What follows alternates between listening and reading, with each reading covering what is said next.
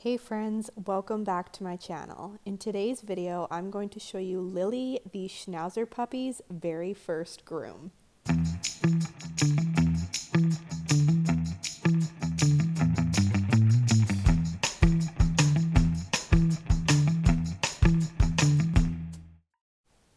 Okay guys, so this is Lily. How cute is she? She is one of my current clients' new puppies. She has two other dogs, and generally I don't take on new clients right now, but this is a situation of how I get puppies on my schedule.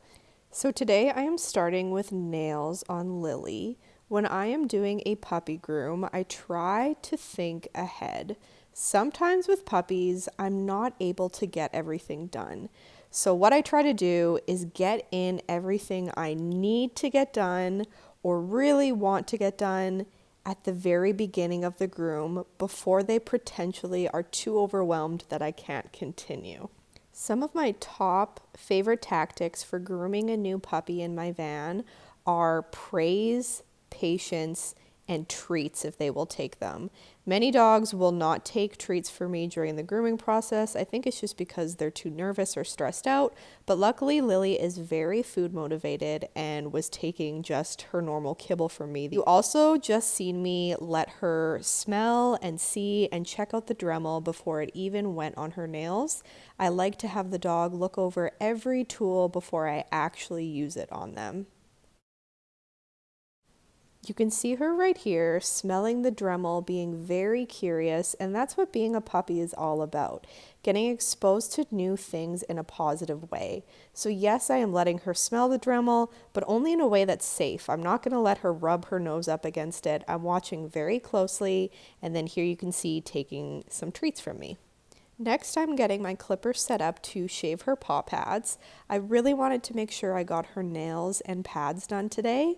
You can see that I just intuitively grabbed for her paw to try to start shaving them like I would any other dog. But then I stopped, remembered it's a puppy, and I want to let her smell and feel everything before I actually even use the clippers on her.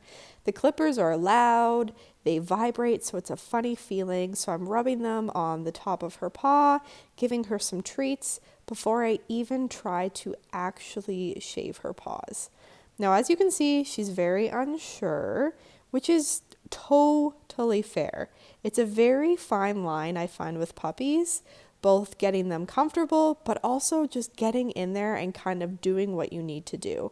If you are holding their paw or their leg like this and they start to resist, don't let go right away. Just continue with the treats and the praise. Get done what you need to get done so that they don't learn that if they pull away, you're going to let go right away and they get their way. So keeping that in mind, it looks like I have a very firm grip on her leg. I'm just gripping it enough to keep it in place to keep both her and I safe, but I am not pulling her towards me by her leg or pulling her leg in any way. I am moving towards her and just keeping it nice and steady. Now you can see here, she's not pressing herself up against the wall as much. She's becoming a little bit more comfortable. And by the time I'm doing her pads on the other side, she's not trying to get away from me and she's a lot more comfortable, which is absolutely amazing. That is what we're looking for. Moving on to her very first bath in the van, I am mixing up some shampoo in my squeeze bottle. I am using the colloidal oatmeal from Specialties, which can be bought through Lynn Professional. I will leave a link down below. How cute is she? I love to use just gentle shampoos that clean well for their very first groom. Even though her mom doesn't think she has any allergies, I don't like to use anything too strong. Today you will see I am using my bucket wash method. I only had one other small dog other than her, so it wasn't worth filling up my back water tank. So that is why I'm using the squeeze bottle to shampoo her, opposed to my car wash nozzle that works in place of a bathing system. So in the bath, to keep her safe, she is attached with a Alpha Biothane grooming noose to the Alpha suction cup, so that keeps her from jumping out. And while I'm washing her, I'm just kind of letting her do what she wants, jump around, whatever feels most comfortable to her, while also just giving her lots of praise and treats when she'll take them. My top tip for baths are to lather and rinse the dog's body first. As soon as you get a dog's head wet, they just want to start shaking. So I always do heads last. So I get her all lathered up, and then we move into a relaxing Reiki head massage.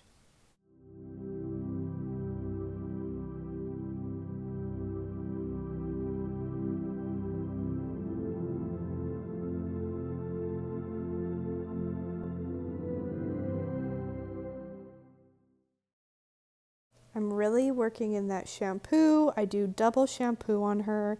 And in a second here, you'll see that my usual bucket bathing system didn't work out for me because it wasn't charged. Usually it goes in the bucket and comes out like a nozzle, has really great pressure.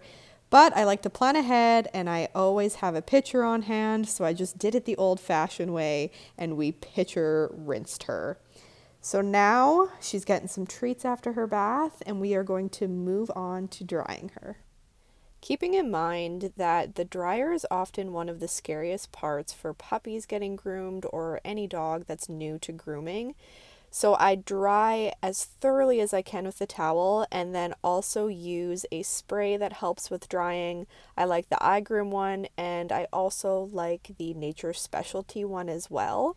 Both can be found at Lynn Professional, and I will link them down below. Right now I'm removing the condenser cone on my dryer. This helps with what the dryer feels like to the dog.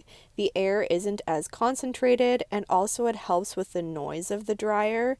It's often the combo of the noise and also the funny feeling that the dryer has that scares puppies. And Lily is also wearing a happy hoodie, which I will also link down below and is one of my must-have grooming products. Now, if your dryer doesn't have a condenser cone, or if it has the option to adjust the speed, start with a very low speed and work your way up. You can see here she's now refusing my treats, which often happens for dogs if they're a little bit stressed in the van. So we're just taking it nice and slow, and I'm using as much positive praise as I can. In a second here, we're just going to jump straight to the haircut, as there was just lots of taking my time with the blow dryer, trying to get her as comfortable as I can with it. Okay, so as you can see, Lily is fully dried, nice and fluffy. I'm showing you guys that I am using a guard comb over a 30 blade on her. Now, she is a Schnauzer puppy, so for some people this could be controversial that believe in just hand stripping the coat or carding. I do a little bit of carding before going over the clippers on these type of dogs to help with keep the integrity of their fur and also the coloring. I'm not going to get into all of that in this video, but I personally don't do hand stripping. I do clipper work on these dogs because my clients are looking for pet trims.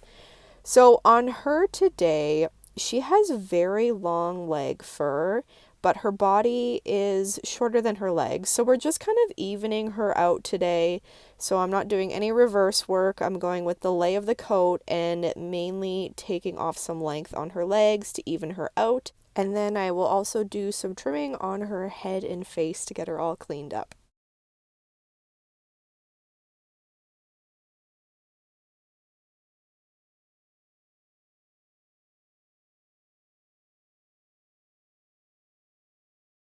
For trimming the underside of dogs, as long as they're comfortable with this position, not sore or elderly, I like to lift them up by their front legs like this so I can get a full view of their belly and make it nice and even. You can see when I put her down here and I'm trying to do clipper work, she's of course moving herself as close to the wall as she can, trying to get away, which is totally understandable. So it is kind of a fine line of how much you need to kind of push them and encourage them to come closer to you. Because we need to get the job done, but we're also trying to teach them that grooming isn't scary. So this next part I decided to leave in because it was kind of my bad. That round thing on the table is a space heater, and since she was trying to get away from me, she knocked it off the table. Now, luckily she wasn't too scared by it, but I really shouldn't be having things like that on my table that could potentially scare a dog that is new to grooming. So here I realized I wanted her legs a little shorter, so I'm going over them again with a shorter guard comb. But you can see she's not pressing herself up against the wall. She kind of understands this time around what's going on. She's more comfortable, and even though it's not her favorite, she's really not trying to get away from me as much, which is absolutely amazing. Moving on to some scissor work to clean up her legs and even her out even more. When trimming puppies, you want to make sure you always have another hand on them because they're unpredictable. They could move at any moment, get scared or spooked, and then you could accidentally cut them. So as you can see, I'm holding her back end steady with my left hand and trimming and combing with my right. During this portion of the groom, she was very curious, smelling my scissors, so keep an eye out for little faces when you're trimming. Now it's kind of hard to see, but I end up grabbing her opposite back leg and lifting it up off the table.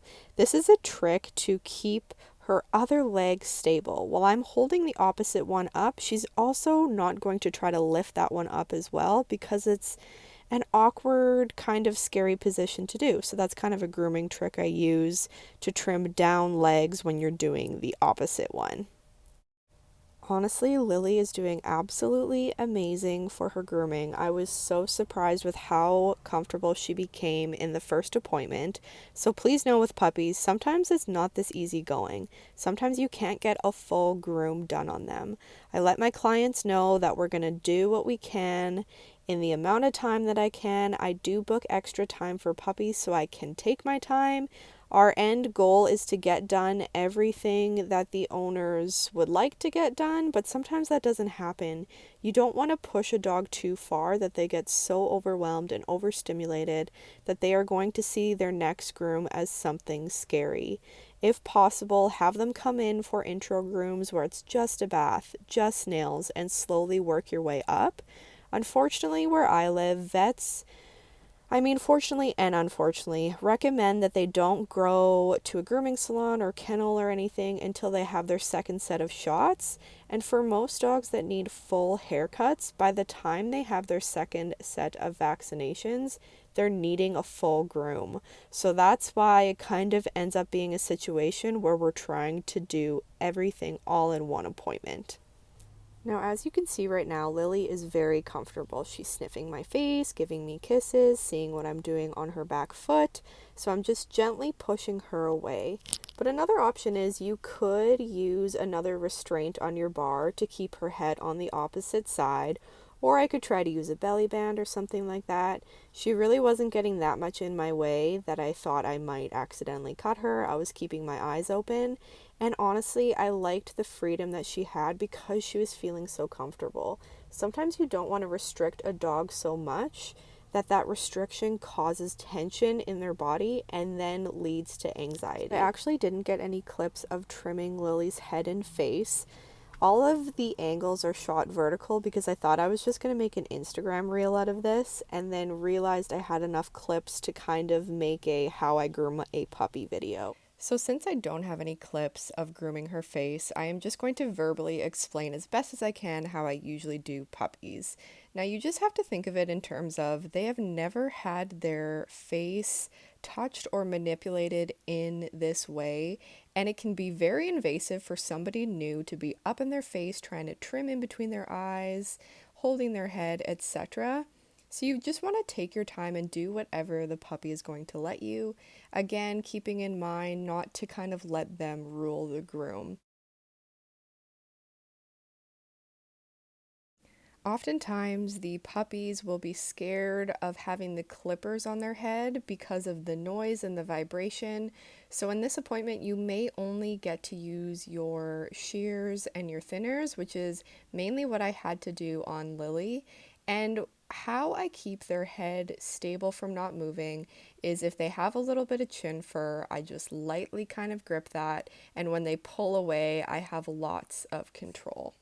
One last thing that I want to mention, just from personal experience grooming puppies, their very first groom, if you can, as long as they've come in and they're not matted, I have found that most owners are kind of just looking for a cleanup. They want to keep that puppy look for as long as they can, so either trying to keep them long and fluffy or just trimming their face a little bit.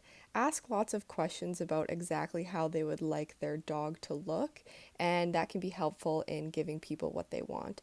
But once again, every single first puppy groom, I make sure that the owners know that we are just going to do what we are able to get done in this appointment without stressing out the dog too much. Ideally, we have dogs come in for small appointments before one big grooming session.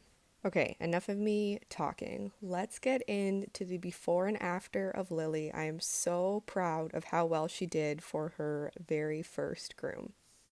So here is Lily's before, scruffy little girl. And here is her after, taking a little snooze. As you can see, we left her nice and fluffy, trying to keep as much of that puppy look as we can. At the end of the groom, she was extremely tired. And then this is just a little bonus boomerang from the second groom I did on her. You can see in this clip that her second groom came out much nicer. She behaved even better than the first groom, which is exactly what we want.